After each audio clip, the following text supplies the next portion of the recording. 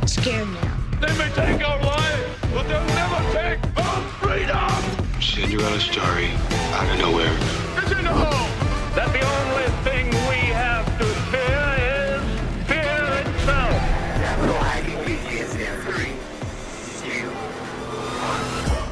Welcome back to Capital Hacking, Mr. John Edwin. Well, guys, today's episode, James Stewart, he brings it. He brings so much knowledge. We talk a little bit about real estate. We talk a lot about pawn shops and loans and how a pawn shop works. And then we get into something that is really tangibly you're gonna take away from this episode, because we talk about breath work and the importance of that, and also cold exposure. Yeah, that's the thing. James Stewart, a good friend of John's, a new friend of ours, and a friend of Capital Hacking. Wow, wait till you see the balance in this show. It's like 50-50. 50% all business and 50% all physiology through breathing, believe it or not. I know if you're a skeptic, wait till you won't be at the end. Physiology and breathing training to get to a whole new level of health. By the way, here's some tangibles you could take away from this. 25% less breath work. Breath work leading to 25% less breaths will lead to a longer life, and you'll sleep better and have more peace. And then he teaches a very important lesson at the end where he says, think about it. Discomfort is the only method. And he says, of course, none of us pursue discomfort, or the society tells us not to have any discomfort.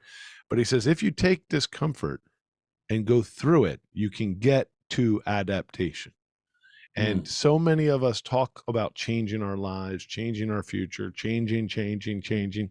Well, that's adaptation. And his point is, can you really ever change if you don't have some pain, almost some discomfort? Really, in a sense, a deep point, and another point, self-evident. So this is a Power Pack show. And by the way, we do ask a lot of questions about how to run a pawn shop, because I think most of us are going to open one up after this show. Talk to you soon, buddy. Wait till you meet this guy. Let's go. We are ready to go today, John. It's great to have James Stewart here.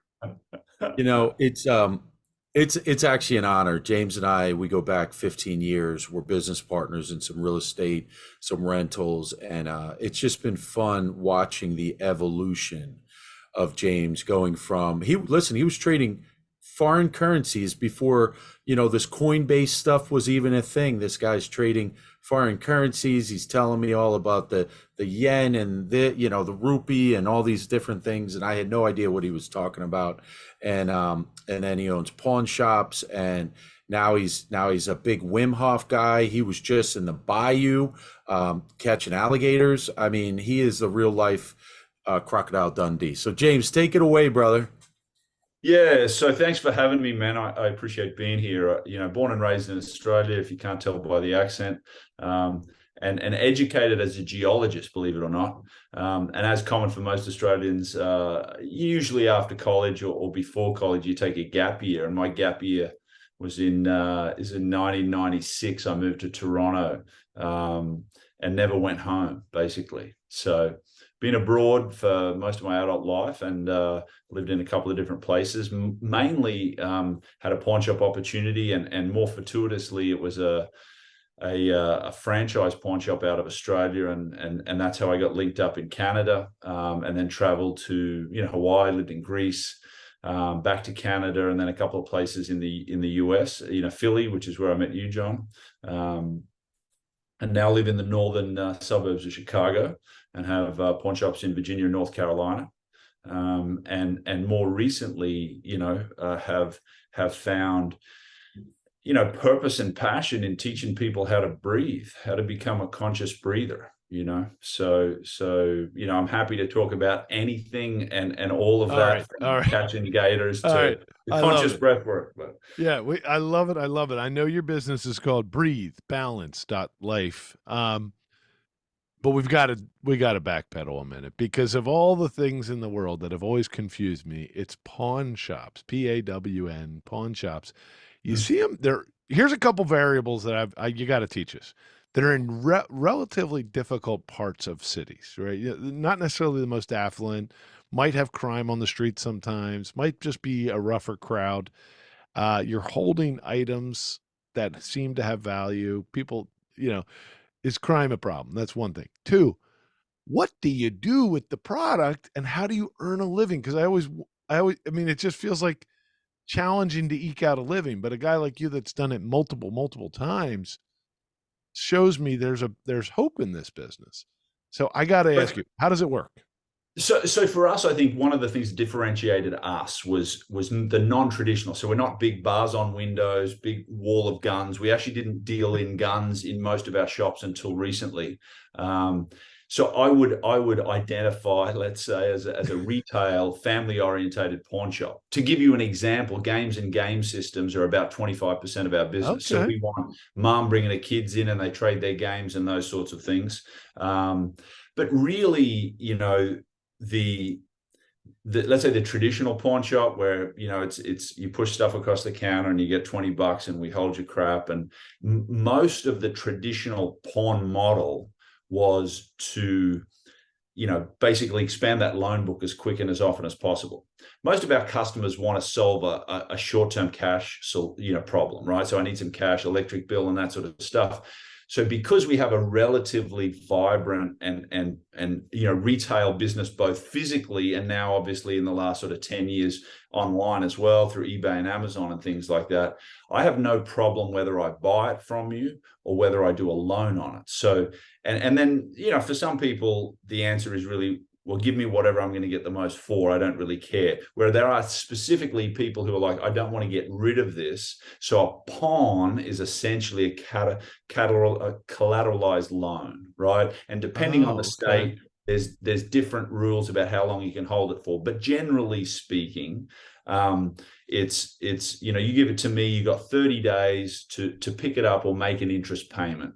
And then different states have different sort of cooling off or an extension period where if you don't make a payment. So for us in Virginia and North Carolina, the loan term's 30 days, then you have 14 days where you go into default, but I can't actually sell the item or it actually becomes mine for 45 days. So it's a 30-day loan period, then 14 days of cooling off or holding, You guys, if you were watching on YouTube, you'd see that I'm raising my hand like a student in the classroom because I feel like for it's just so stupid. I feel so stupid. I did not realize that's the primary business model is lending. Yeah. Well, I didn't realize. So our loan book in one of our stores is close to 180,000. It shrank actually through COVID. That's a whole different story. But and we're getting about 175% a year return on that, right? So it's and ideally, right, I would love to have 2 big safes full of jewelry because it takes up 30 square feet, right? But the reality is I've got subwoofers and speaker boxes and PA systems right on lawnmowers. So there's a lot of space, right, to hold some of that stuff. And we want to cater to everybody. So, Roanoke, Virginia is where one of my pawn shops is. And in that town, everyone wants to deal with the cool, small, expensive stuff. So we pretty much take everything, and it is really, proven for us to be, where I would say we're the market leader in that town. We've had 4 pawn shops close in the last 3 years, and so our footprint there is definitely growing from the pawn side. That's for sure. And one more dumb thing before John takes over and asks smart questions. This is so interesting to me. So this ride-on lawnmower shows up. What do? Google its value, and maybe its value is $1,000. And then what would you offer him on that? First of all, how did you find the price? Is that how you find the price? And then how much will you offer him in collateral, like to give him cash? How much cash would you loan him?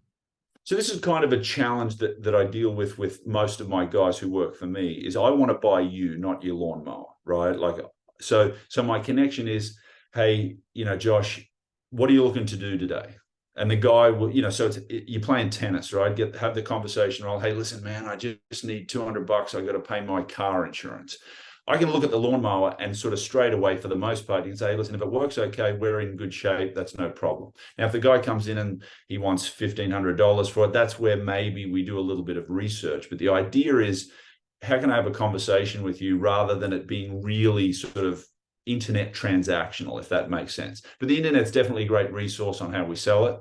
And then, most of our customers are repeat customers. So 80% of our customers are repeat customers. So there are some transactions, like a PlayStation. Guy brings in his PlayStation for the 20th time. Oh my You God. want the same as last week? He just brings it in his bag, right? He brings it in his bag. You want the same as last week? Wow. And you look him up, and it's literally 4 clicks. You go previous item. Does it have a photo, serial number in there? You gave him $180 for it. Click, bang. There's his pawn ticket. He's in and out in 2 minutes.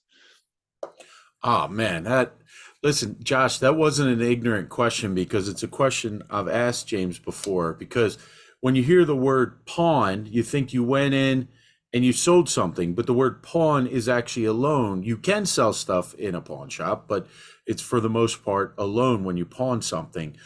So James, when let's say you buy a product, what value do you pay on a bought product, and what value do you pay on a loaned product? Like, is it a 50%? What's the differences there? So again, this is managing some of our data. The delta, let's call it, between a pawn and a buy is different on different categories. So if we've got category 1 items, let's say jewelry, or if you were bringing me an air conditioner in, April, May, the delta might be 0, right? And typically with jewelry and game systems, it's 0. So I'll pretty much give you the same price. It might be a small delta, but I'm not going to argue. I'm certainly not going to lose it.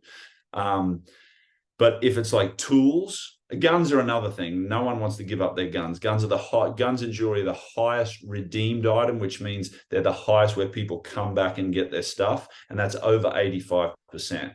Tools, on the other hand, are about 45%. So my delta on pawn and buy, if you're bringing me a DeWalt drill, let's say, with some attachments, a few batteries, if I can sell it for $100, I'm probably going to buy it for 40 and maybe loan up to 30, right? Or if you're bringing me an air conditioner, at the end of October, I'm probably actually not going to do a pawn on it because it takes up a lot of room, but I'll buy it for $10 and I'll turn around and sell it for maybe 70 or 80 in June. So if I have to store something, so there's seasonal parts to that. Sellability is a big thing. And does that answer the question? It does, because there was a lot more moving parts than the simple question I thought that I asked. But you're talking ideally, what I would love to have across the board is a GP out the door of 50%. So if I'm buying it for 1, typically I want to sell it for 2. But so there's some items I'm buying for 1, selling for 3. There's other items I'm buying for 1 and selling for 1.3. So. Okay. Like just recently, we did our largest loan I've done on a piece of gold. A guy came in with a real chain and a big brooch. So he loaned it about 2 months ago for $5,000, and we loaned him $16,000 last week on a chain. Yeah. Wow. So that brings the question. This is where it gets so amazing. 2 things. 1. How the heck do you know if it's real gold or real jewelry? How do you know? Are you guys all jewelers, or do you have tools? And then 2, how do you know it wasn't stolen, and what are the rules on that?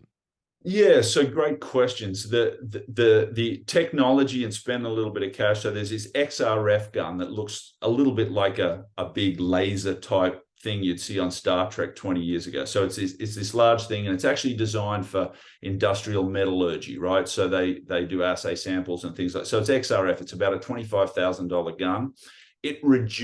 We bought one about 6 years ago, and it reduced our fake to less than 0.5%. Wow. Before, and also as you get into pawn, right? So it's non-invasive. So all you're doing is sort of zapping it, right? So it's non-invasive. Prior to that, you do sort of 3 tests. There was a magnet test because gold is not magnetic. Then you do a scratch test. So you scratch it on a little, like a knife sharp sort of pad, one of those, and then you acid test it. And then on a big chain like that, what we would have done in the past is we actually cut into it and pour acid on it, because silver, let's say Oh silver, my God. like quick example, silver and gold like have very similar metallurgical properties, right? Not magnetic, heavy, same sort of specific density, right? So they look and feel the same. They even sound the same when you shake them, which is a bit weird. But if you took, let's say, a silver chain and you dipped it, again, this is obviously not how it happens, but you dipped it 10 times and really gave it a really heavy gold plating, you can pass it off as gold, right? If you were not really cutting into it, right? And silver's what, $25 an ounce, gold's $1,900 an ounce. So even if I, if I put $600 on a 1 ounce gold chain, I could probably sell it to a pawn shop for $1,200. You know what I mean? So this XRF technology has been great for that. And then, we don't deal in handbags and some high-end watches just because fakes are really good. If I'm in the store, it's a little bit different, and this is where that talent piece can come into play. But handbags, even shoes. We had a guy for a while that was great with shoes like Yeezys and these sorts of things, big market in Jordans and stuff like that.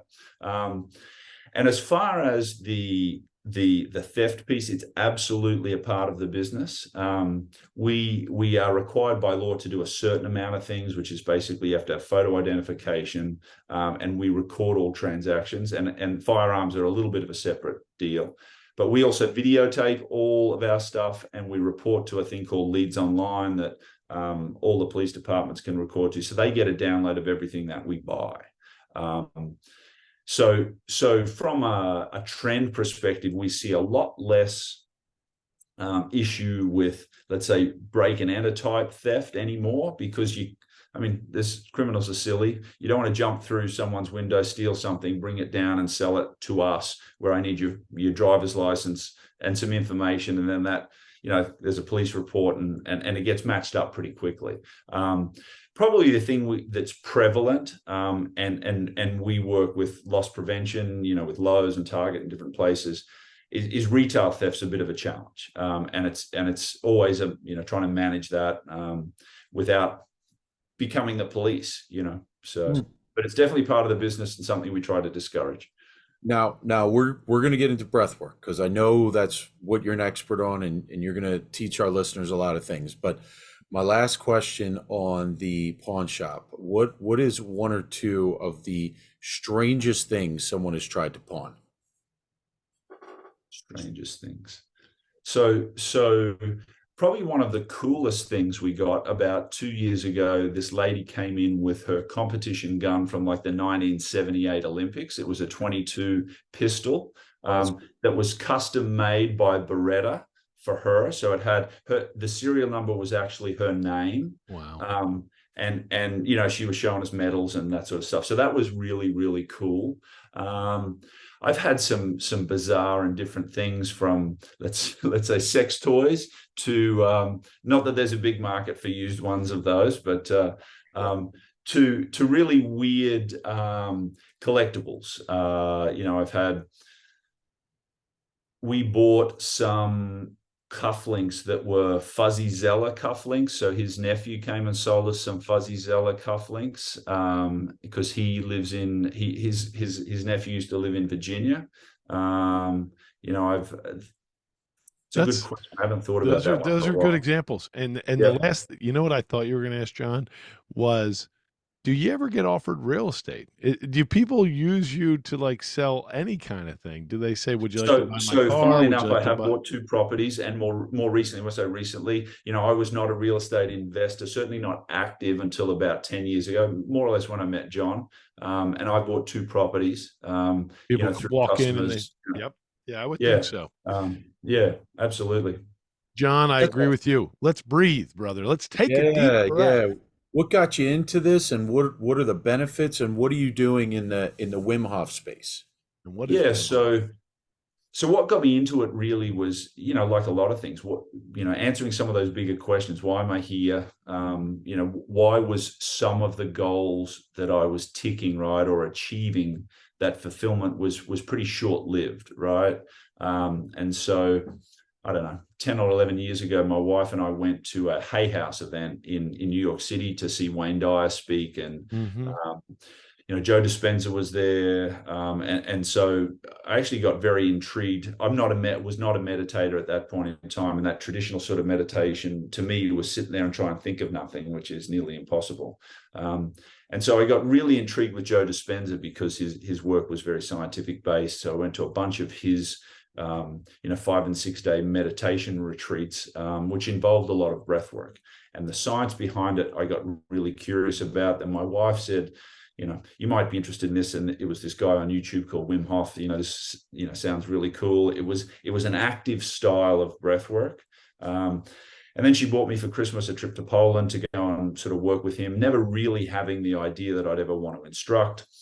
And when I came back from Poland, I had a couple of guys, we set up a WhatsApp group, 2 guys from Switzerland and another guy from Israel. And we essentially committed to 30 days of breath work and an ice bath, right? Every day for 30 days. I think I ended up doing it for 42 days. And it absolutely changed my life. And it was a bit like friends of mine would sort of say, hey, did you get a haircut or something? Like there's something different about you. Probably one of the most impactful things when I started conscious breath work and a practice daily was my son said to me, and he was probably 5 or 6, maybe a little younger at the time, he said, Dad, you seem to laugh a whole lot more, Wow. So and I really got very intrigued because I want to know what's happening internally with me and those sorts of things. And so I decided to become an instructor just because I actually helped a couple of male friends of mine, hey, listen, this might be a little woo-woo, but this really helped me at different points. And it made a big difference. And I think the bottom line for me, the easiest way for me to describe sort of the 2 things that I do, one is really I'm a facilitator of change, and I use breath work as that transformational axis, right? And then, the other way I sort of describe breath work is breath work's like exercise, right? So, John, when you're training Muay Thai, you do specific exercise. If you want to lose weight, there's different ways to do it. Or if you want to increase endurance, there's different ways to do it. So breath work's a little similar from the standpoint that, the way the Wim Hof method is specifically, let's say, superventilation and a very active breath work. But there are, somatic breath works, and there's different schools. I'm undogmatic about this is the elixir that will fix all things. Very grateful to the Wim Hof method for its introduction and also what he's done as far as bringing breath work to the masses and making it, let's say, a little less woo-woo and a lot more palatable. And certainly to men, right? I think it's attractive to men. Yep. So for thus, I know John does Wim Hof breathing. Would you mind, and I know we have only a few moments left. Would you mind sharing what it is for someone who's listening? They're driving fast down the highway. They want to get to work and they're like, what's this guy talking about? Like, just describe it for the person. What are we talking about? Superventilation. So don't, if you are driving, don't stop and do it, right? If you are driving down the highway, stop, pull over, or when you get somewhere. Ideally doing it lying down. And what we're doing is we're taking a full breath. So as full a breath as you can. So it's a full inhale, exhale, and then inhale, exhale. And you do that 30 to 40 times. And what we're doing there, a lot of people think that we're super oxygenating our body, but really what we're doing is we're blowing off carbon dioxide. Our urge to breathe is triggered by the carbon dioxide buildup in our body, not from a lack of O2. And so we're blowing off carbon dioxide. We become, slightly or temporarily alkaline. So we get temporary alkalosis. And then you do an exhale to a neutral lung and you hold your breath. And really what we've done is we've become really sympathetic dominant. So our central nervous system, then we have our autonomic nervous system, which is broken down essentially into sort of it's a seesaw, right? So we're sympathetic dominant, parasympathetic dominant. It's not like red light, green light. It's more, which one's more dominant.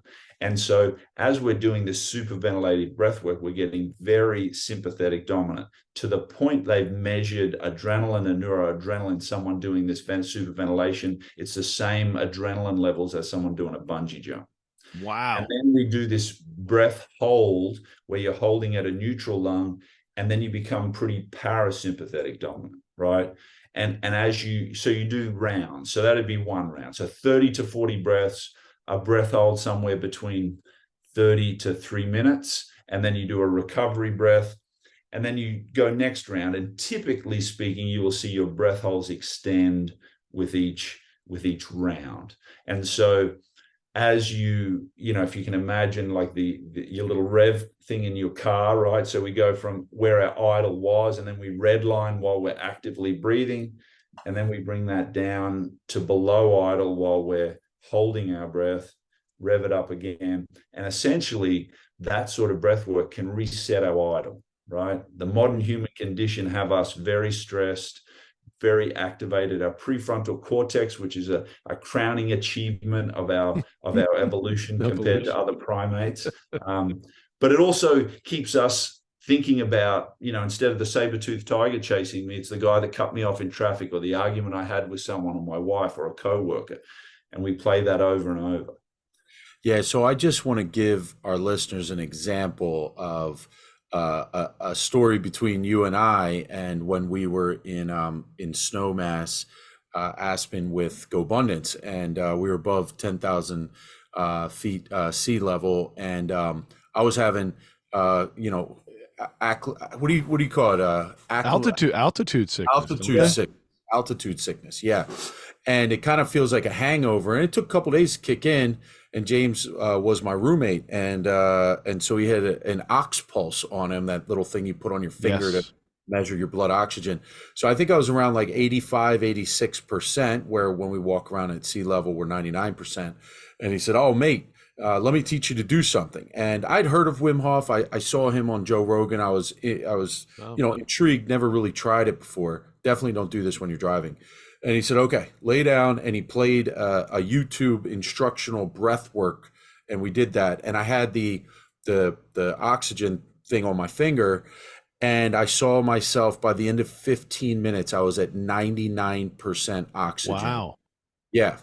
So you can do this pretty quickly, and I do it every single morning, guys. I've done it over 1,000 days now in a row, and more recently, James, you'll be happy to hear, over the last 2 months, I go all cold the entire time in the shower, where I used to be like warm, finish cold the last 30 seconds. Now I just start cold in the shower, turn it off cold.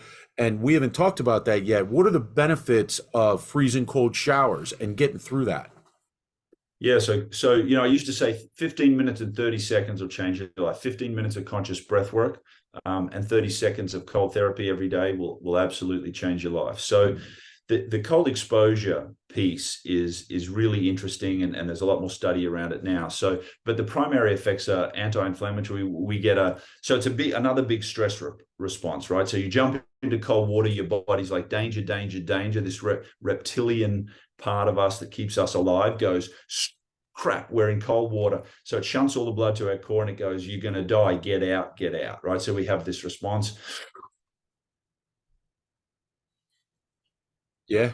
And then so you can start to gain some domain over parts of your physiology that a lot of people thought we didn't have domain over, right?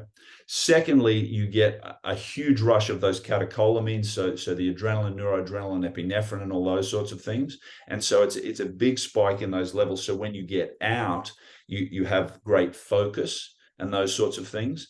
And then, more recently, they've been talking about these cold shock proteins, which is very similar to the advantages of sauna. So these cold shock proteins come out of areas around our kidney and our liver, and they help the body regenerate in a lot of ways. But probably one of the most attractive things about cold exposure is the way it activates brown fat. And so in our bodies, we have brown fat, which is brown adipose tissue, and we have white fat, which is what a lot of us tend to have around the midsection here. You know, some of us who embrace the dad bod a little more than others. And that's just white adipose tissue. And the difference there is there's more mitochondria and brown fat. So that mitochondria burns. So if you're doing cold exposure, you're going to burn way more fat. So it's great for a metabolic elevation, because you recruit more brown fat, you're going to burn more energy. Josh, what do you got, buddy? I've been dominating with the questions. Well, no, I think what I would say, what an incredible contrast of a show, right? We start with deep analytics of what goes on in a pawn shop, and we end with a really seems so grounded, James. It does seem woo-woo, right? When someone tells me breath work, you know what I thought of it before I got more introduced to it through, I think John actually helped me with it one time, and I thought, before, I would have thought it was all about just centering your mind, using breath to slow down your consciousness. And maybe that's a great thing in and of itself, but sounds woo-woo for all the benefits that could come from that. What you've done in the few moments here is you've thrown out some serious scientific jargon, which all of it went over my head, but it sounded backed up. Okay. So you threw out that, and then I've done this Wim Hof once with John, and I remember feeling like it was almost physically tasking the way you guys describe it. It's almost like an exercise. Yeah. So you've got me open-minded, and then of course it's physiology, but then you're talking a lot about what did you call it? In transformative access, or what did you call it? Yeah, so it's like a transformational access, right? Breathwork, Transformational right? access. Here's what I'll tell everybody, right? You're breathing 20,000 times a day, most of us, right? And most of the time it's subconsciously, or unconsciously, right? Which is a great thing, because if we had to remember, most of us would die because we wouldn't remember to do it, right? So, but every time you're taking a breath, the direction of your breath, the depth of the breath, pace of your breath, and whether you're using your nose or your mouth, that seesaw, that activation of sympathetic, parasympathetic dominance is being influenced by your breath, right? So if you think about 20,000 times a day, essentially it's a little over a 4-second breath cycle. If I can reduce that by 50% to a 6-second breath cycle, I reduce the amount of breaths I take by 25%. The quickest thing to reduce your heart rate is to reduce your respiration. It's a bit like taking miles off your car. Jeez. Right? So breathe on. I'll tell you what, like, these are so many broad concepts that are just like, it's the tip of the iceberg. So use me as the paradigm of the person driving down the road. They're like, what are we even talking about? This is very curious. Tell us how to find out more, James. Would you mind? So I mean, there's a ton of information, specifically on the Wim Hof breathwork, on YouTube. You can go to a workshop and those sorts of things. The primary and foundational thing to do is learn what a proper breath is, right? We all should be breathing low, slow, and through our nose. Again, we won't go into a ton of physiology, but where our alveoli are, which are the leaves on our tree, right, in our breathwork tree, are all at the bottom part, or mostly in the bottom half of our lungs. So learn how to take a proper breath. Breathe low, slow, through your nose, not your mouth. And this 25% reduction in breaths, what will that translate to in the future? You're saying it reduces the stress on our blood or heart, I mean? So again, activation, as I'm sympathetic dominant, the chemicals that get released, cortisol, those catecholamines, is elevated. Reduce that, you reduce the levels of those that come out, right? We need that stress. So I'm less stressed, sleep better, reduction in a lot of autoimmune diseases, because the way our genome gets switched on and off, and those sorts of things. But to your point earlier, breath work, our mind is our greatest asset, but can also be the biggest impedance to growth and development and those sorts of things, right? So it's difficult to shut off the mind. You start going... He's breathing. And I tell people, count in your head, 1, 2, 3, 4, 1, 2. All of a sudden, your brain is focused on counting, not what I'm doing tomorrow, or what the meeting I have to have, or whether I'm getting on a Zoom call to talk about breath work. You're just in the moment, and it quietens the mind. You start to receive. We start to be bottom up, our vagus nerve, tells our brain more than our brain tells our vagus nerve what's going on in the body. You start to receive, you start to connect beautifully to our body, and that biofeedback is really important. Most of us don't listen enough. All right, so one last quick story. So James and I and 8 other guys were on an adventure trip in northern Maine about 6-7 weeks ago. And one day we were going to hike Mount Katahdin, and our good friend Jeff Donatello took us on the hardest trail, which is basically climbing, rock scrambling the whole way. And it was hot. It was hot out there, and there's a lot of bugs, so you're trying to protect yourself. And so James says to us in the beginning when we start out, he said, guys, try and breathe through your nose as much as you can, because you won't dehydrate as quickly. You're going to dehydrate faster through mouth breathing. So I was trying to breathe through my nose, and we're like 18 minutes into a hike that some people took 10 hours. Others like myself took less because I turned back when we were almost at the peak. But I was 18 minutes in, and I looked at my watch, and my watch is reading 156 beats per minute in my heart. And I'm like, hell no, I got to breathe through my mouth. Like the nose was shooting my heart rate up, and I'm in relatively good shape. But with that funny story said, James, where can our listeners find out more about you, who you are? Because I know you have you have trips all over, different parts of the United States where you lead. He'll take a chainsaw and go out on a lake and cut ice out of it, where guys can do and women can do these cold submersions. He takes them on these walks where they're wearing shorts and t-shirts, right, when it's like 10 degrees out. And this breath work has been phenomenal. Yeah, so fortunately, starting to get much more of a digital presence, but Facebook, it's James Stewart. There's a lot of James Stewarts. Breathbalance.life very soon. It's live now, but there's not a lot going on there. So breathbalance.life. Instagram ren.mann. RENN.MANN. We do retreats up in Sand Valley primarily, and looking to expand those this, coming in 2024. They're 3 and 4 day retreats where, we do a deep dive into breathwork, cold exposure, and then contrast therapy. So, we'll have a sauna and an ice bath, and you're in and out, the phenomenal benefits of contrast therapy. One other thing that I think is really important for people, and I think you talked on this a little bit before, Josh, was when you start doing breath work, like it felt like you find a spot where you hit a speed bump, right? I think one of the challenges, that most of us seek in life is we seek comfort, right? And I think comfort is an epidemic in this country and in the world, where we're all told to seek comfort. It's not your fault, all this sort of stuff. Without discomfort, unease, you don't grow, right?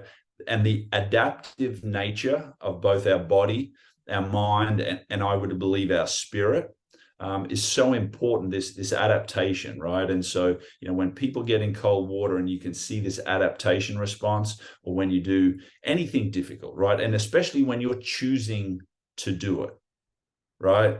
That adaptive ability for our body to grow, I think, is really important. So, often for me, it's a reminder, and I know we're on a little, polo sweat group here where, some days it's like, I don't want to do it. And you need to lean in. And I think we seek comfort all too often. And we need to choose to do difficult things more often. And breath work can be that.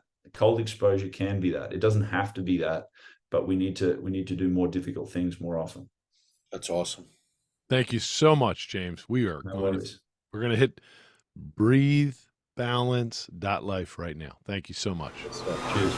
Damn straight. We just got we got to the end of another great show, and everyone listening right now, you're the family and friends. Thanks for staying till the end. That was so fun. And hey, hit the like, hit subscribe. We're here to serve you guys. That's why we're doing this show. Josh is not paying me. I'm doing this off of my quote unquote sweat equity, because we want to make a difference in your life. And then that ripple effect will continue to touch the world. Hey, amen, brother. Please check us out on capitalhacking.com, all the social media threads. And yes, I know you've probably already sent this episode to one of your best friends. Thank you. We love you. Just go right into your iPhone, hit the plus symbol. We'll talk to you later. See you next week. Share.